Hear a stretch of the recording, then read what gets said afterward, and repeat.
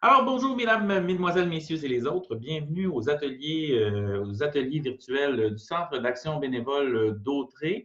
Donc, aujourd'hui, 2 juin, on vous présente Amélie Drainville, donc, qui a été nommée porteuse d'espoir du Jour de la Terre.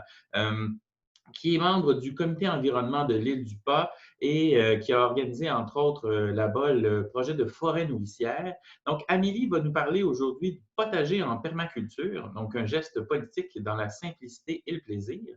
Donc, on enregistre. Alors, ceux qui ne sont pas malheureusement avec nous en ligne, en direct, pourront rattraper sur CTRB ou sur notre page Facebook ou notre site Internet. Donc, si vous nous attrapez en rediffusion, ben, on vous invite quand même à envoyer vos questions. Si jamais vous en avez, vous pourrez les poser et puis on les transférera à Amélie, puis on pourra vous les retourner par courriel, ces réponses. Je suis sûr qu'elle se fera un plaisir de vous répondre de ce côté-là. Alors, je vais transférer immédiatement les privilèges d'hôte à Amélie pour qu'elle puisse vous partager son écran. Donc voilà, Amélie, le micro est à toi. Donc, bonne présentation. Merci et à tantôt. Merci, Christian. Donc, est-ce qu'on voit bien l'écran que je viens de partager? Je vais le mettre en plein écran. Oui, c'est parfait. Parfait. Comme ça, tout est bon? Oui. Donc, on va commencer. Bonjour à tout le monde. Merci au CABA pour l'invitation. Je suis très heureuse d'être parmi vous ce matin pour parler de permaculture et bien entendu de politique parce que j'adore parler de politique. Donc, le titre de ma présentation, c'est le potager en permaculture, voyons, un geste politique dans la simplicité et le plaisir. Donc, c'est de ça qu'on va parler ce matin.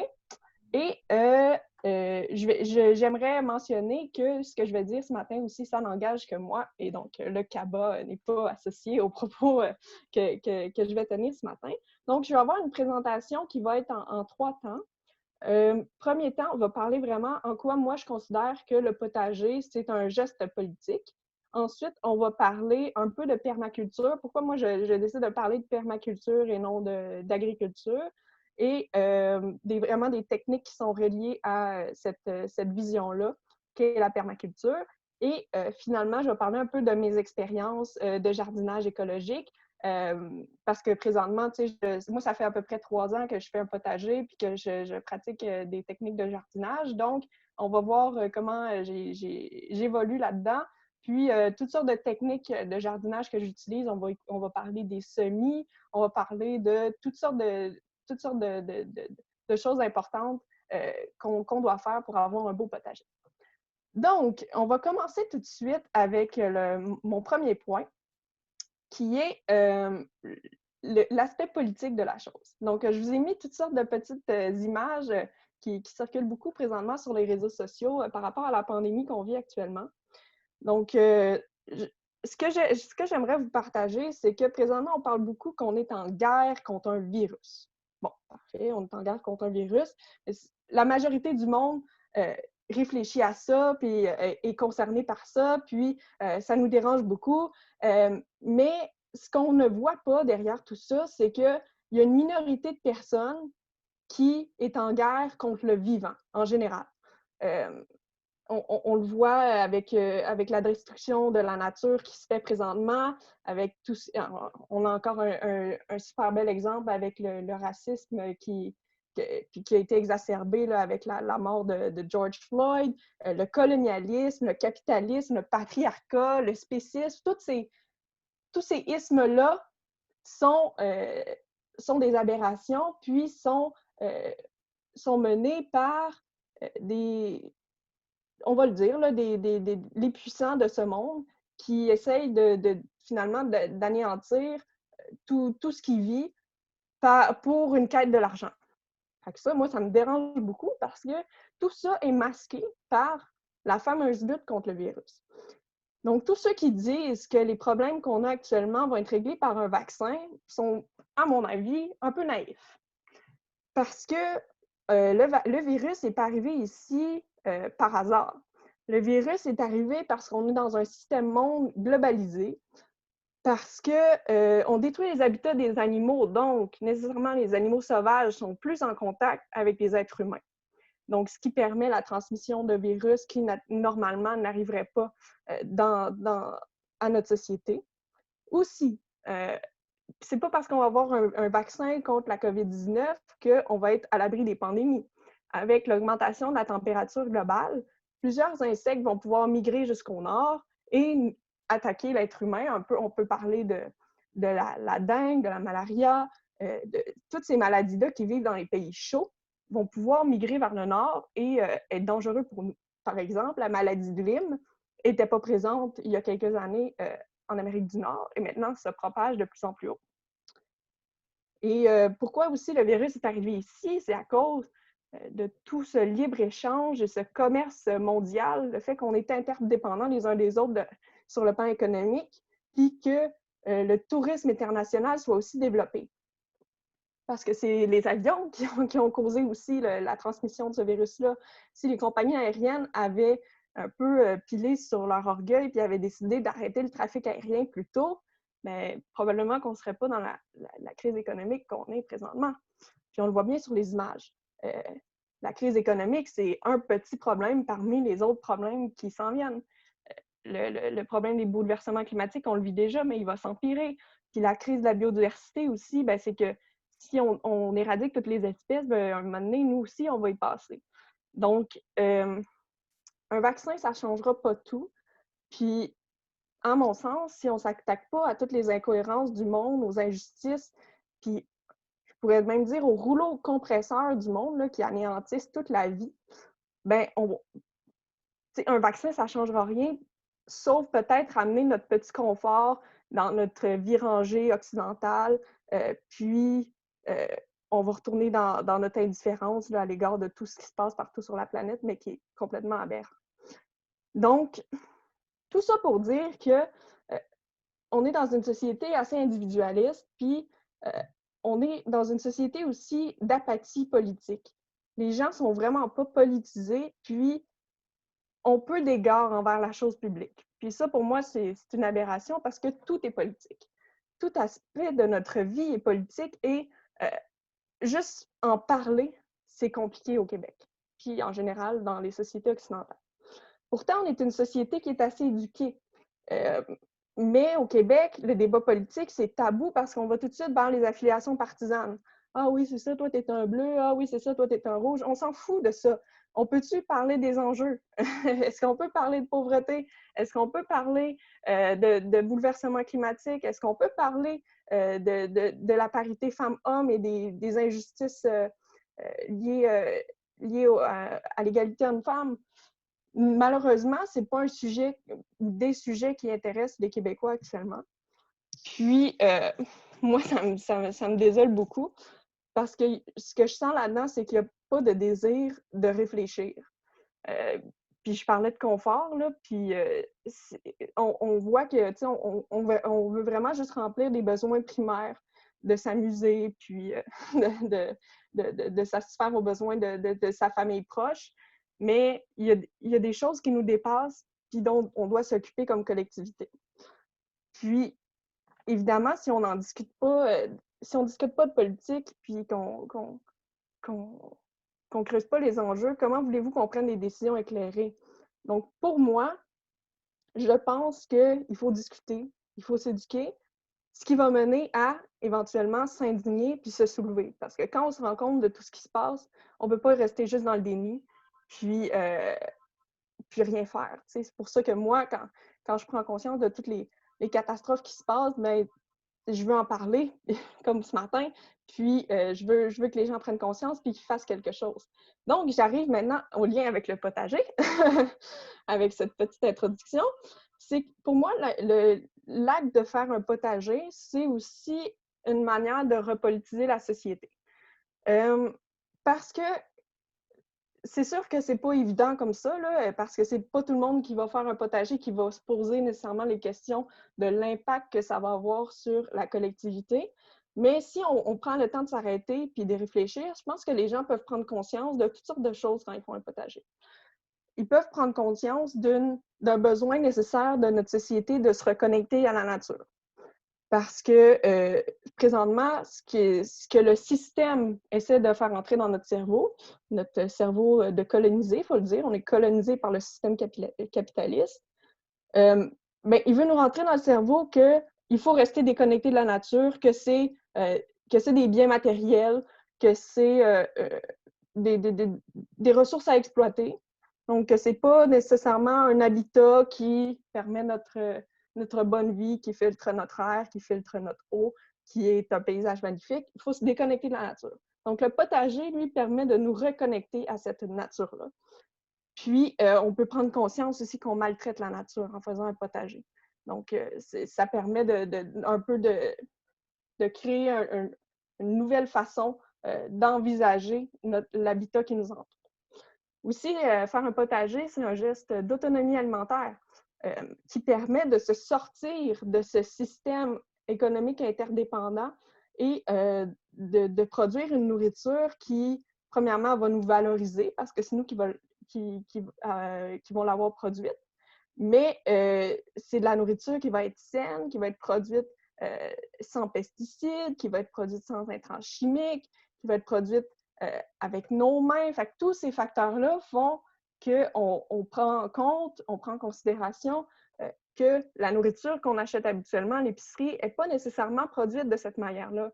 Elle est produite de manière industrielle, sur des champs à perte de vue, avec des monocultures qui n'ont pas de diversité. Donc, je pense que faire le potager avec une diversité de légumes et de fruits permet de prendre conscience de comment l'agriculture est faite présentement, puis comment on a besoin de faire des changements pour que ça améliore notre santé aussi, puis la qualité de notre environnement. Donc, moi, je pense que le potager peut être un départ intéressant pour une prise de conscience plus complète des enjeux que notre société soulève. Donc, ça, c'est la partie politique. Et pour moi, je trouve en plus que c'est très valorisant, très apaisant, puis très plaisant de faire un potager. Donc, j'encourage vraiment tout le monde à le faire parce qu'en plus des avantages au niveau de la prise de conscience politique, vous allez avoir beaucoup de plaisir. C'est d'ailleurs le titre de ma présentation. Donc, maintenant, je vais passer à la deuxième partie qui est vraiment sur la permaculture. Donc, on parle en tout cas, dans mes réseaux où on essaie de faire émerger un nouveau monde, on parle de permaculture, d'agroécologie, de jardinage écologique. Donc, je vais vous expliquer un peu c'est quoi la permaculture puis le jardinage écologique, en commençant par vous définir un peu ce qu'est la permaculture avec quelques petites définitions. Donc, permaculture, ça vient de la contraction des termes permanence et culture ou agriculture. Je préfère permanence et culture. Et ça consiste à créer des habitats soutenables pour les humains en suivant les modèles de la nature. Donc, c'est un concept qui est assez vaste, mais moi, je pourrais vous le présenter plus facilement comme un coffre à outils, plein de techniques et de stratégies pour concevoir des écosystèmes où l'humain vit en harmonie avec le territoire et l'ensemble du vivant. Donc, si on pense à l'aménagement du territoire, à l'alimentation, les relations humaines, la culture, la construction de bâtiments, la gestion de l'eau, tous ces aspects-là de la vie en société peuvent rentrer dans le concept de la permaculture. En fait, doivent être considérés par un système qui se dit en permaculture. Puis le but avec la permaculture, qui a 3 éthiques par ailleurs, là, que vous pouvez voir à l'écran, être attentif à la nature, être attentif à l'humain et redistribuer les surplus partagés équitablement. Donc, c'est de passer d'une culture qui est individualiste à une culture qui serait plus collectiviste et voire même faire une complète révolution sociale dans une façon d'imaginer l'organisation de nos sociétés. Maintenant, le jardinage écologique, c'est une partie de la permaculture. Parce que vous l'avez compris, la permaculture touche plusieurs aspects de l'organisation des sociétés. Donc, le jardinage écologique, c'est une part de cette vision-là de la permaculture. Et l'objectif, dans le fond, c'est de transformer complètement notre chaîne de pensée concernant la production alimentaire. Donc, au cœur de la permaculture, il y a cette idée du design. L'important quand on fait de la permaculture, c'est qu'on veut créer quelque chose de permanent, un écosystème qui va sur un terrain, à l'échelle d'une ville ou d'un village ou d'une région, qui n'aura pas besoin de beaucoup d'efforts pour s'entretenir lui-même, puis qui va nous apporter une abondance de récoltes sans utiliser des intrants chimiques, sans utiliser trop d'eau non plus, sans utiliser de pesticides. Donc, c'est vraiment important au départ de faire un design de l'aménagement qu'on veut faire pour que chaque élément ait plusieurs fonctions dans son système en permaculture et qu'on ait une abondance de récoltes sans avoir à faire trop de travail. Donc, le design nous permet de prévoir tout à l'avance et de s'assurer qu'on n'aura pas mis un élément à la mauvaise place, donc qui soit nuisible dans notre système. Par exemple, qu'est-ce que je pourrais donner? Si on a un système ou un terrain qui est en pente, ben, ça serait un peu ridicule de mettre un potager en haut de la pente. Ce serait plutôt mieux de mettre le potager plus au bas de la pente pour qu'il puisse récolter l'eau qui va ruisseler quand il va pleuvoir. Ça, c'est juste un petit exemple de la façon qu'on peut aménager un système en permaculture et en jardinage écologique. Donc, ça, c'est pas mal pour ce qui est du concept. Puis je pense qu'il faut que je le martèle, il faut que je le répète. C'est vraiment important en permaculture. Le principe de base, c'est qu'il ne faut rien faire pour que ça marche. Donc, si on voit qu'on n'a rien à faire puis que tout fonctionne par lui-même, ben là, c'est sûr qu'on a un bon système qui fonctionne. Le jardinier doit être paresseux pour être un bon permaculteur. Donc, maintenant, si on parle un peu plus concrètement là, de potager. Ah oui, je voulais vous montrer cette autre diapositive sur la permaculture. On voit les 3 éthiques en haut, le petit schéma. Puis il y a plusieurs principes là, de conception en permaculture. Là, collecter et stocker l'énergie, créer une production, appliquer l'autorégulation. En tout cas, il y a plusieurs principes qui viennent avec la permaculture. Si ça vous intéresse, vous pouvez fouiller plus abondamment sur le sujet. Donc, pour faire un potager, c'est important au départ, comme je le disais, de décider de son emplacement. Il faut choisir un emplacement, évidemment, qui est assez bien placé au soleil parce qu'on veut que nos légumes aient une abondance de soleil tout au long de l'été. Ça, c'est vraiment primordial. Et si on a une serre, c'est encore mieux parce qu'on peut faire des semis à l'avance ou on peut même faire des semis à l'intérieur de la maison quand ce n'est pas une production industrielle. Donc, ça, c'est important. Donc, choisir son emplacement pour son potager, d'abord prioriser le soleil, c'est ça qui va vous permettre d'avoir la production la plus abondante. Puis, idéalement, vous allez mettre ça aussi près d'une source d'eau parce que dans les grandes chaleurs, vous allez avoir besoin d'arroser votre potager. Puis, vous voyez à l'écran que j'ai écrit que la clé du succès, c'est la matière organique. Parce que en jardinage écologique, on ne veut pas apporter trop, on ne veut pas apporter du tout des intrants qui viennent de l'extérieur, des intrants chimiques en particulier. Ben, c'est la matière organique qui va permettre de créer une structure de sol qui va être intéressante pour les plantes et qui va être facile à travailler. Un sol, ça se construit à long terme. Un sol, c'est supposé être plein de vie. C'est pas supposé être des bottes de labour, c'est pas supposé être complètement séché tout le temps.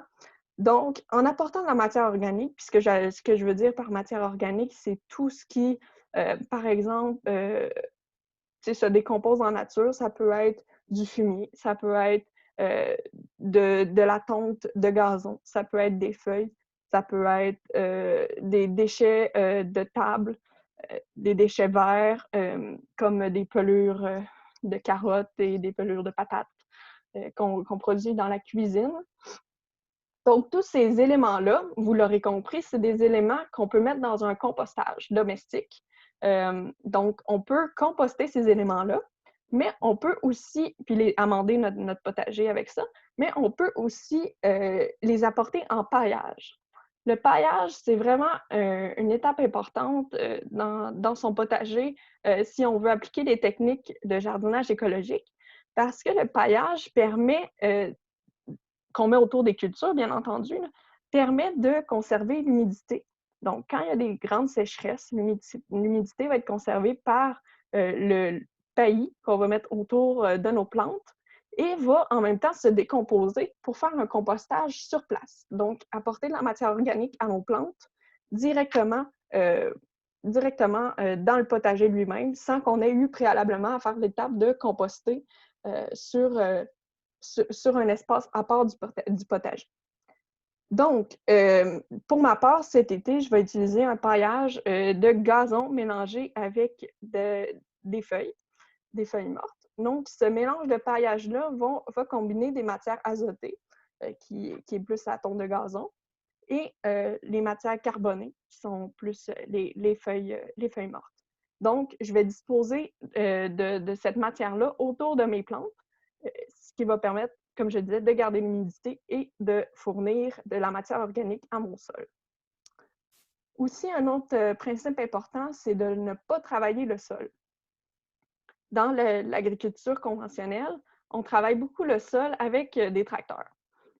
Or, le problème avec le travail du sol, c'est que, par exemple, avec un rotoculteur, c'est que on va prendre le sol qui est plus profond dans la terre, puis le ramener sur le dessus. Mais le problème, c'est que la vie du sol est concentrée normalement dans les 10 premiers centimètres de notre sol. Donc, qu'est-ce qu'on fait? C'est qu'on amène des micro-organismes qui vivent en milieu aérobie, c'est-à-dire des micro-organismes qui veulent de l'oxygène, donc qui sont au-dessus de la terre parce qu'il y a plus d'oxygène. On les amène en profondeur, puis on ramène sur le dessus des micro-organismes qui vivent en milieu anaérobie, et là, on les met dans un milieu aérobie. On emmène un sol qui est moins fertile en surface, puis on envoie le sol fertile en profondeur. Donc, c'est une technique qui est vraiment à éviter d'utiliser le rotoculteur ou autre machinerie comme ça. Donc, l'idéal en permaculture ou en jardinage écologique, c'est de ne pas travailler son sol. Peut-être un peu au départ avec l'outil qu'on appelle la grelinette, qui ressemble à une fourche, mais qui permet tout simplement d'aérer son sol pour que ça permette la décomposition puis une meilleure circulation dans le sol des micro-organismes. Mais on essaie le plus possible de ne pas le travailler. Puis l'ajout de matière organique de manière abondante, parce que je le répète, il faut vraiment que ce soit abondant, ça va permettre d'avoir un sol qui lui-même va être assez humide et pas trop sec, qui va être assez aéré et pas trop aéré. Donc, ça va faire un sol meuble puis vraiment idéal pour la culture. Aussi, ce qui est important avec la permaculture, c'est qu'on veut essayer de créer un écosystème. Donc, l'idéal, c'est de laisser de la place aussi dans sa cour à la nature sauvage, puis idéalement d'avoir des espaces où on va avoir des plantes médicinales, des plantes nectarifères, des plantes qui vont inviter les abeilles et autres pollinisateurs dans notre jardin.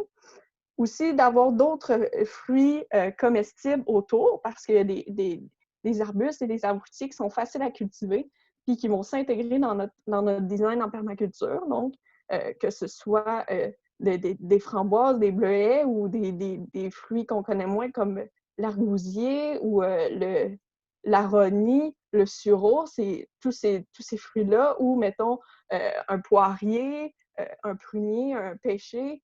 Tous ces arbres fruitiers-là vont composer notre écosystème. Plus tard, je vous parlerai peut-être un peu du concept de la forêt nourricière que je commence à bien connaître. Donc, je disais, très important de ne pas apporter d'intrants chimiques dans son potager. Puis, ce qui est important de savoir aussi, c'est que le potager en permaculture, le jardinage écologique, ça va demander assez peu d'efforts physiques, surtout après quelques années quand notre sol va être bien préparé, mais ça va demander beaucoup de jus de cerveau parce que faire un potager en soi, ça demande beaucoup de connaissances de différentes plantes. Puis quand on veut pousser plus loin que le potager, en ayant tout un écosystème qui soit comestible, là, c'est une variété, mais une variété immense de plantes qu'on peut découvrir, qu'on peut connaître. Et emmagasiner tout ça dans son cerveau, ça peut être compliqué. Donc, si vous êtes un peu intello, vous allez voir que c'est vraiment pratique pour faire un potager en permaculture parce que le cerveau va être plus utile que les bras.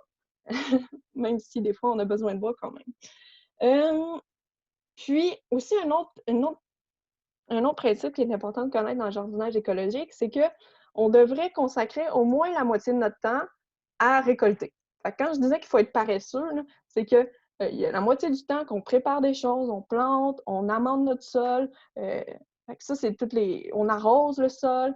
Ça, c'est toutes des choses importantes à faire, mais ça devrait être la moitié du temps seulement. L'autre moitié du temps, ça devrait être juste du plaisir à récolter puis à manger dans son potager.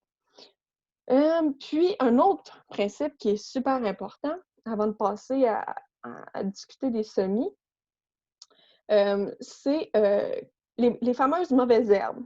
Puis là, ma mère est en ligne, donc elle va trouver ça drôle que je parle de ça parce que j'en parle souvent. Mais tu sais, on n'est pas de la même génération, donc elle a appris une certaine façon de cultiver le potager et moi, j'essaie d'en apprendre une nouvelle. Donc, on essaie de s'enrichir mutuellement de nos connaissances. Et ce qu'il faut dire par rapport aux mauvaises herbes, que moi j'appellerais plutôt des herbes sauvages spontanées, c'est qu'il faut endurcir notre tolérance à voir ces herbes-là dans notre potager. Parce que la plupart du temps, ces herbes-là vont nous indiquer beaucoup sur la qualité ou le contenu de notre sol. Par exemple, un pissenlit qui pousse sur notre terrain ou dans notre potager peut indiquer plusieurs choses. Il peut indiquer une carence en calcium dans notre sol, parce que la racine du pissenlit permet d'aller chercher du calcium très profondément dans le sol et le ramener à la surface, ce qui va être bénéfique pour nos plantes potagères. Le pissenlit peut indiquer une acidité du sol, et il peut indiquer aussi une compaction du sol. Encore une fois, c'est sa racine qui va permettre d'aller décompacter notre sol. Et c'est très important d'avoir un sol décompacté et aéré pour être très productif puis qu'il décompose rapidement la matière organique. Donc, il y en a toutes sortes de plantes comme ça qui sont bio-indicatrices, qu'on dit. Donc, ces fameuses herbes sauvages, il ne faut pas penser qu'ils n'ont pas leur place dans notre potager de prime abord. Je sais que c'est dur à intégrer, pour moi aussi, pour tout le monde, mais il faut les observer d'abord, parce qu'un des premiers principes en permaculture, c'est l'observation. On observe pourquoi ils poussent là, pour quelles raisons, puis en plus, elles peuvent servir de paillage. Si on veut retirer ces plantes-là parce qu'ils poussent à la mauvaise place, puis on a besoin de planter un légume à cette place-là, on retire l'herbe sauvage qu'on ne désire pas, on plante ce qu'on veut planter à la place et on utilise la plante qu'on vient d'enlever comme paillage sur le dessus de notre planche de culture. Donc, ça, c'est super important. Utilisons ces herbes-là comme des indicatrices de ce qui se passe dans notre sol et aussi un outil pour ramener de l'azote et des nutriments à notre sol. Donc, juste avant de passer au semis, là, je vais vous faire un peu un bilan de ce que moi, j'apprends en faisant de la permaculture et du jardinage écologique. C'est que présentement, je suis en train un peu d'apprendre à mettre en pratique tous ces principes-là. Mais ce qui est important, c'est qu'il faut travailler avec la nature et non contre elle. Puis il faut aussi accepter de donner une partie de nos récoltes à la nature parce qu'elle va nous apporter des bénéfices. Par exemple, il y a certains oiseaux qui vont aller manger des insectes qui, normalement, mangeraient nos poivrons. Mais ces oiseaux-là, peut-être qu'on peut accepter qu'ils mangent 10% de nos courgettes pour ce service-là qu'ils vont nous apporter. Donc, c'est important de partager. On disait dans les trois éthiques de base qu'il faut redistribuer équitablement. Bien, je trouve que c'est équitable de donner une partie des récoltes aux animaux qui nous permettent d'avoir un potager luxuriant. Donc, aussi, c'est important de dire qu'une culture qui est ravagée, par exemple, moi, j'ai beaucoup de problèmes avec les choux, ben, ça veut dire que mon écosystème que j'ai créé, il n'est pas balancé. Il y a un débalancement quelque part. Donc, il faut observer qu'est-ce qui se passe. C'est quel insecte qui vient manger, c'est quel animal qui vient manger, puis quel autre insecte ou animal ou élément dans mon écosystème, par exemple une plante plus attirante, pourrait attirer ce qui ravage ma culture de choux, puis l'attirer vers un autre endroit dans ma cour. Donc ça, c'est super important. Donc, il ne faut pas céder à la panique et à la tentation d'utiliser des pesticides. Ce serait la voie beaucoup trop facile et ça serait vraiment pas très bénéfique pour votre santé puis pour le milieu que vous essayez de créer. Donc, c'est super important. Il faut décoloniser nos esprits et les reprogrammer pour arriver dans un nouveau mode de pensée. Donc, je sais que vous êtes impatients d'arriver à cette étape-là. On va parler des semis. Donc, ça, c'est des photos que j'ai prises chez moi. On voit au centre, mes premiers semis que j'ai faits cette année, c'était des laitues, du kale et des oignons. Et dans les côtés, on voit que j'ai une petite serre et une étagère qui me servent à disposer mes semis. Pour ma part, j'utilise un terreau Fafard pour le démarrage des semis, puis ensuite un terreau ProMix pour mon repiquage. Le repiquage, en fait, ça consiste à prendre les plantes dont les premières vraies feuilles sont sorties. Au départ, qu'est-ce qui sort dans une plante? C'est les cotylédons. 2 premières petites feuilles qui sont à peu près indistinguables d'une plante à l'autre. Elles se ressemblent toutes. Mais après ça, il y a les premières vraies feuilles là, qui permettent de distinguer les plantes qui sortent ensuite. Quand on commence à avoir ces premières vraies feuilles-là, on peut faire un repiquage. Donc, on rentre la tige jusqu'au cotylédon dans le nouveau terreau, puis dans un pot plus grand, ce qui nous permet d'avoir des plantes qui vont pousser, qui vont avoir tout l'espace nécessaire pour grandir. Donc, à gauche, vous voyez aussi dans ma petite serre, je dois préciser, là, la serre est utile, surtout, en tout cas fermée comme ça, là, c'est utile surtout pour la germination. Parce que pour la germination des semis, on a besoin d'eau et de chaleur. Pas de lumière, parce que de toute façon, la plante n'est pas sortie, elle n'a pas besoin de lumière. Donc, beaucoup d'eau et beaucoup de chaleur pour la germination. Donc, la serre permet de créer ça. La plupart du temps, moi, quand ma germination est faite, la serre est ouverte. Donc, il n'y a pas d'autre utilité que ça. Et je vais passer à la... Ah oui, cette diapositive-là qui vous explique un peu les dates pour faire les semis, parce que ce n'est pas la même chose d'une plante légumière à l'autre. Vous avez vu tantôt, je vous montrais les premiers semis que j'ai faits. Les laitues et le kale, pour moi, c'est un peu tôt. Fait que l'année prochaine, je vais le faire un peu plus tard. Mais ce qui est intéressant de planter au début du mois de mars, ou en tout cas à la fin février, par exemple, c'est les poireaux et les oignons en particulier, qui prennent beaucoup, beaucoup de temps avant de pousser. Et vous voyez à votre droite, là, les semis intérieurs, là, que à peu près au début ou à la mi-mars, on va aller commencer d'autres plantes qui prennent beaucoup de temps à pousser, comme des aubergines, le poivron, les cerises de terre. Et autour du 19 mars, là, on va commencer les tomates, brocoli, chou-fleur, peut-être un peu tôt. Là. C'est ça qui est bizarre avec les calendriers de semis, c'est que tout le monde s'estime un peu. Il faut faire des fois ses propres tests pour voir quelle est la vitesse à laquelle nous, on veut planter les choses selon leur vitesse de croissance. Donc, il y a toutes sortes de calendriers de semis qui existent. Donc, l'important si on veut rester dans la base, là, de distinguer dans tout ça, c'est qu'il y a des semis qui se font à l'intérieur parce qu'il y a des plantes qui sont plus tropicales, qui ont besoin de se développer à l'intérieur avant qu'on puisse les sortir dehors pour qu'on ait vraiment une production de ces légumes-là. Par exemple, si je mettais un poivron en terre aujourd'hui, je suis sûre que je n'aurais pas de poivron à récolter à l'automne. Donc, c'est pour ça qu'on les part à l'intérieur. Mais si on regarde un peu du côté des carottes, des navets, des rutabagas, des épinards, des pois, des haricots, toutes ces plantes-là peuvent être plantées directement au jardin. Donc, on peut faire ce qu'on appelle un semis direct. Et pour ça aussi, il existe des calendriers de semis. Donc, je vous invite à aller voir un peu les calendriers et de quoi ça a l'air. Pour ce qui est ici, j'ai mis des semis un peu plus avancés. Là. Vous voyez en haut à gauche les tomates qui ont fière allure et mes poivrons tout juste en dessous. Donc, c'était pour vous parler d'arrosage et de luminosité. Pour ce qui est de mon arrosage, j'utilise mon nouvel arrosoir orange à bec inversé. Donc, ça permet de faire une pluie fine sur les semis et de ne pas les écraser. Puis les semis aussi, en général, aiment ça être dans des caissettes plus grandes pour qu'on puisse arroser et que l'eau, on la dépose dans la caissette, puis elle monte dans les pots par capillarité, donc par leurs racines. Donc, arroser comme ça, c'est super bon aussi. C'est juste pour les plus petits semis, des fois, on est mieux d'arroser sur le dessus parce que leurs racines ne sont pas encore assez grandes. Donc, c'est ça pour l'arrosage. Puis pour la luminosité, ah oui, puis pour l'arrosage, arroser pas trop. Tu sais, on a peur qu'il en manque, là, mais il faut aussi que les plantes vivent un peu de stress. Donc, en ayant par exemple, une journée et demie ou deux d'à peu près sécheresse dans le pot, bien, ça permet à la plante de se fortifier.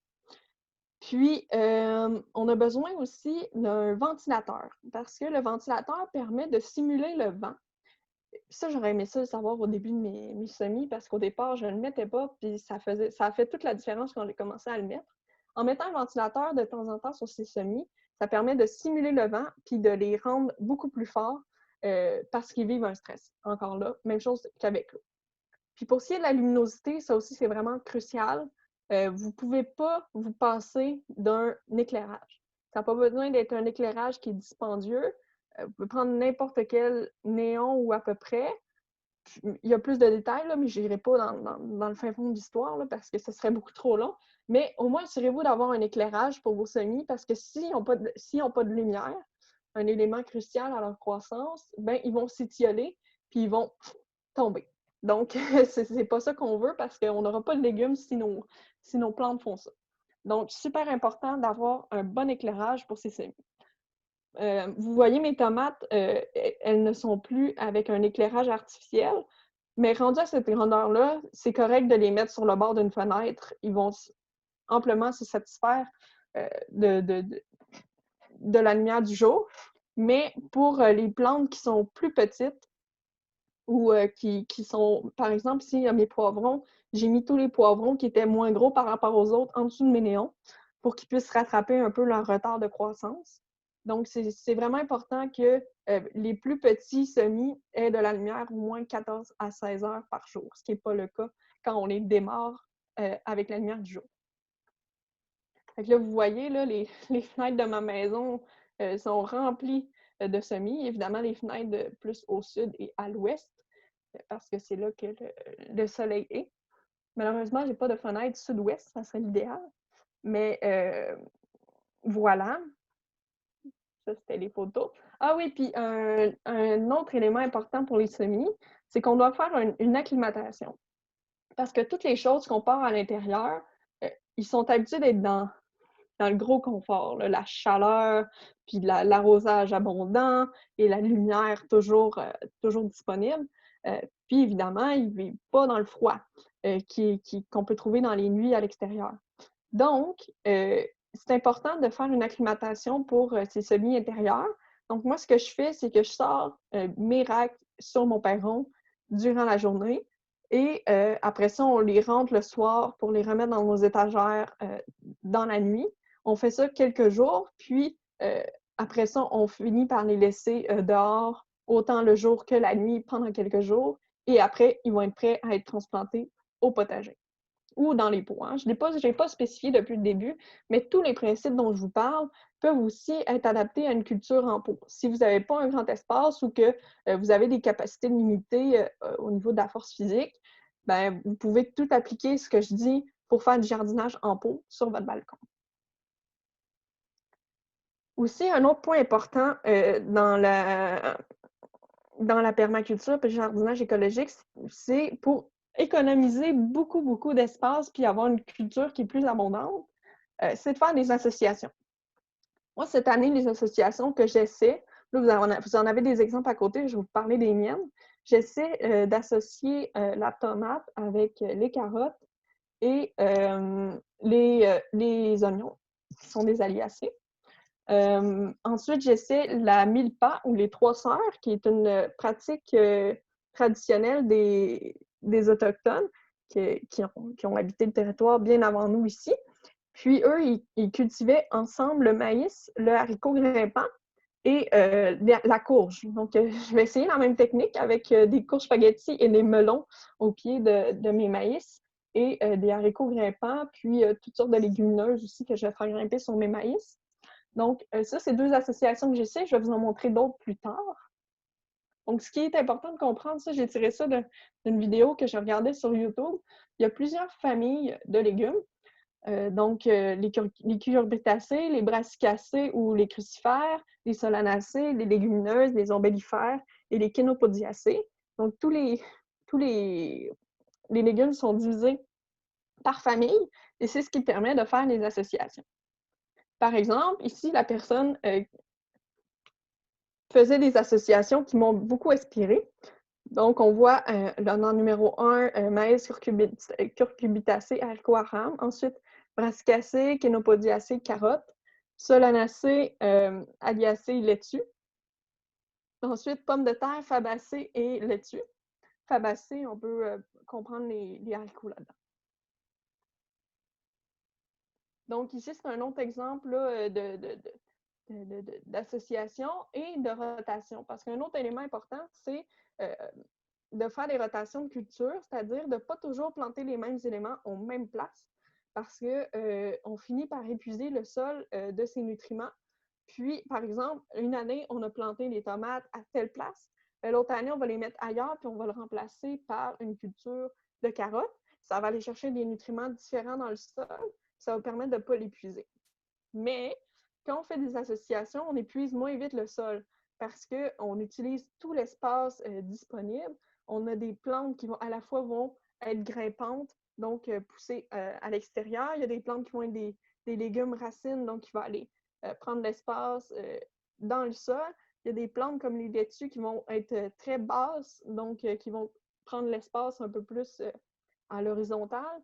Donc, en multipliant le type de plantes qu'on cultive sur un même espace, on permet de maximiser l'espace, puis d'aller chercher des nutriments différents dans notre sol, ce qui permet de ne pas l'épuiser. Je vous l'ai dit, la matière organique, c'est vraiment super important. Je pense que j'avais tout dit à ce sujet-là.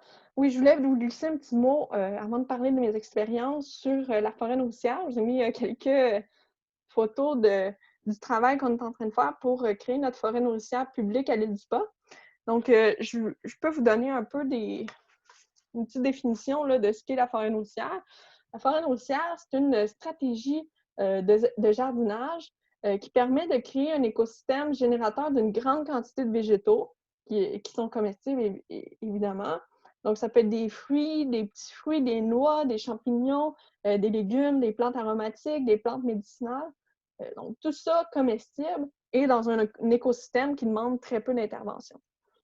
Donc, une production alimentaire qui va minimiser le travail du sol, le désherbage, l'utilisation d'énergie non renouvelable, d'engrais et de produits chimiques.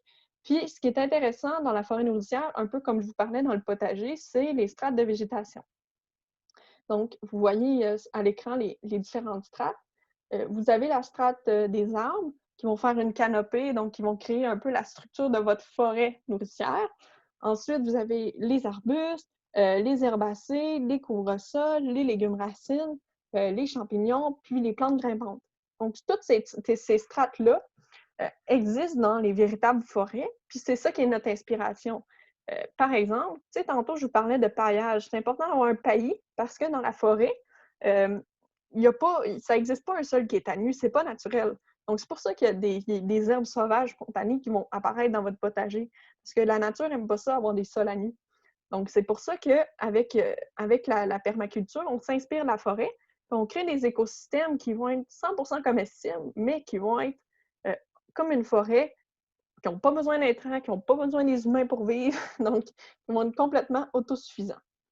Donc, je voulais vous en parler un peu parce que c'est quelque chose nous, on va avoir, je fais un peu ma petite promotion, là. On va avoir tout plein d'ateliers pédagogiques qui vont être offerts à la forêt nourricière. D'ailleurs, ça serait intéressant de se parler là, avec le CABA pour qu'on puisse organiser peut-être des choses, mais on va avoir toutes sortes d'ateliers qui vont se donner là. Évidemment, quand on va avoir le hockey de la santé publique. Puis le but, c'est que les gens utilisent tout ce qu'ils vont apprendre dans nos ateliers à la forêt nourricière, puis puissent les appliquer chez eux. Donc, de mon côté, j'essaie de faire la même chose, puis ça va me permettre, pour mon potager, d'avoir un environnement qui va être encore plus agréable, puis encore plus efficace, parce qu'en combinant toutes sortes de plantes, bien là, on va créer vraiment un écosystème comme dans la nature. Puis, c'est ça qui va permettre de ne pas faire ravager les cultures par des insectes, mais que tout le vivant soit en harmonie dans mon écosystème. Donc, on va parler maintenant de quelques-unes de mes expériences. Ça, c'est une photo que j'ai prise hier là, dans mon potager. Donc, vous voyez au sol, on ne voit pas le sol. C'est peut-être pas évident à voir, là, mais ce qu'on voit, c'est j'ai quelques allées qui sont tapées en feuilles, parce que mes allées, j'ai fait toujours en paillis, que ce soit de feuilles ou de broyat de bois. Puis sur le dessus de mes espaces de culture, j'ai mis un mélange de gazon et de feuilles.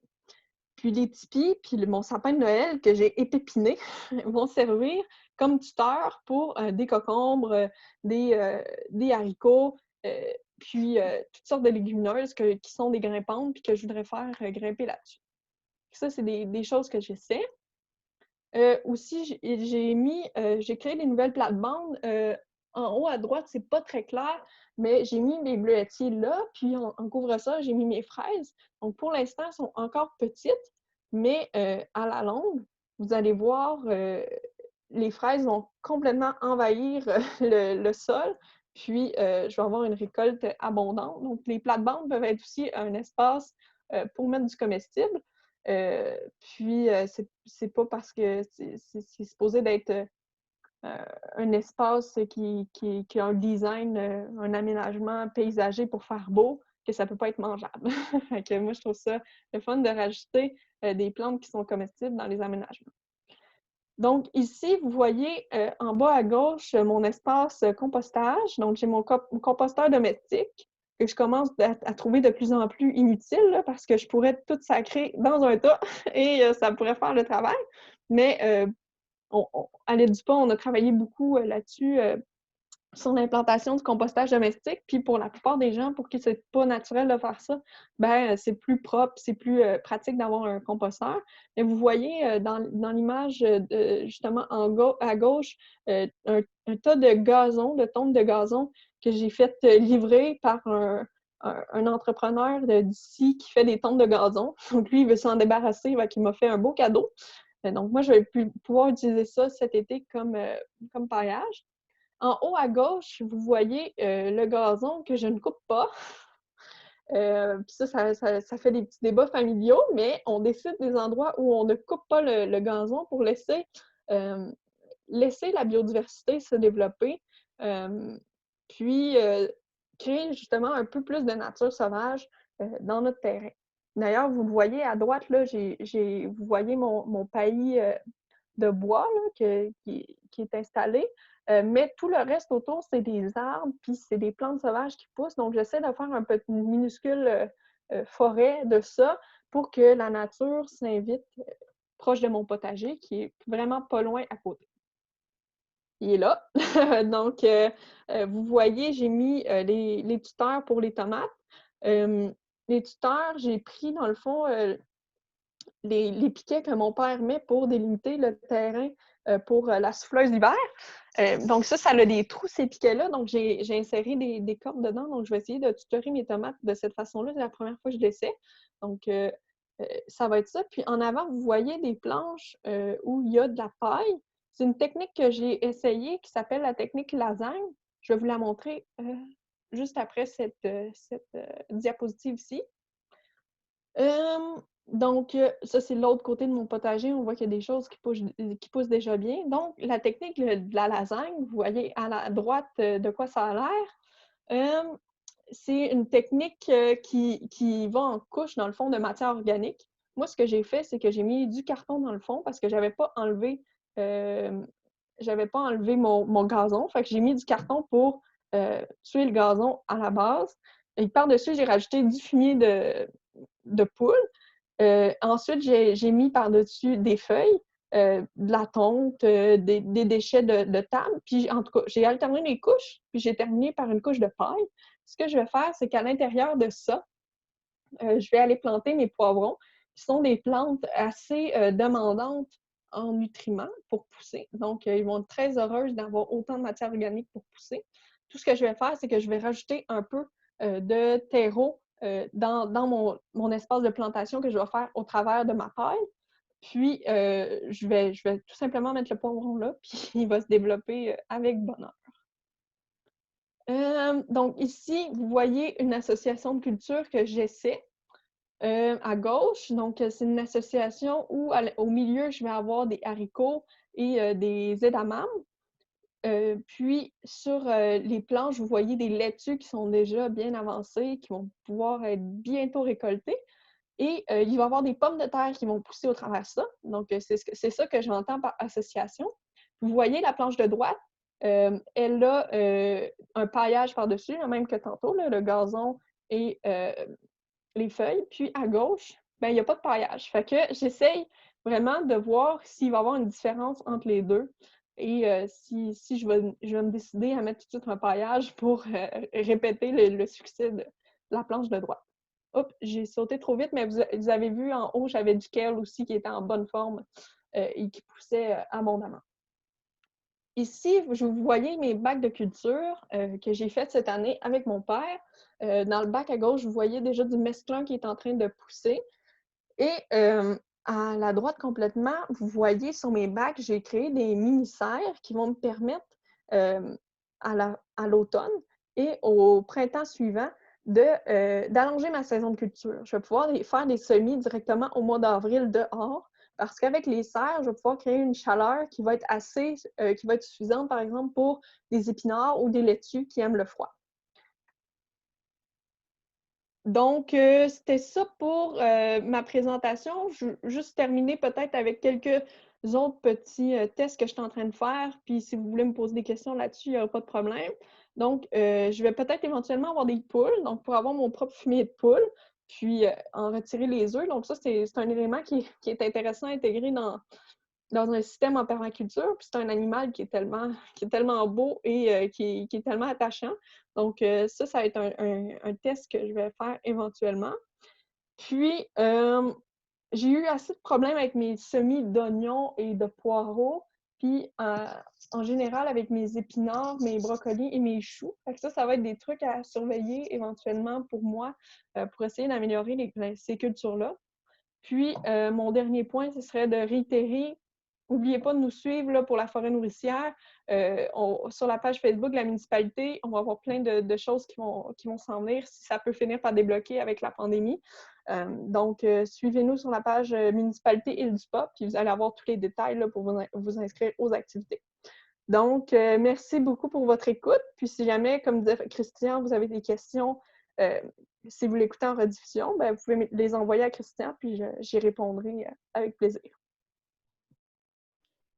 Merci, Amélie. En tout cas, à mon avis personnel, c'était hyper clair. Je ne sais pas s'il y en a d'autres qui ont des questions qui sont en ligne. C'était très intéressant, très complet. pour lui avoir demandé la dernière minute, c'était très, très complet. Merci, Émilie, vraiment. Là, on voit que tu connais bien ta matière. Puis, non, merci, vraiment. C'était très, très intéressant. J'en ai beaucoup appris. Ben, ça m'a fait plaisir.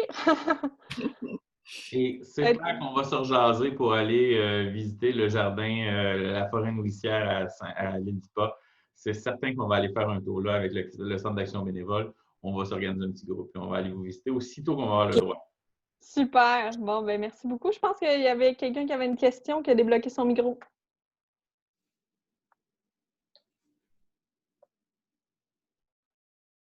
Oh, non. Question. Bon, C'est bon? Mais merci beaucoup. Et puis, donc, on t'envoie, si on reçoit des questions en ligne, c'est clair qu'on te les envoie. Donc, merci à tout le monde d'avoir été présent pour cette diffusion et ou rediffusion. Donc, suivez-nous pour les prochains ateliers virtuels du Centre d'action bénévole d'Autrey. Donc, sur ce, je vous souhaite une belle journée. Merci, Amélie, encore une fois. Merci, bye bye. Du comité environnement de l'île du Port. Merci.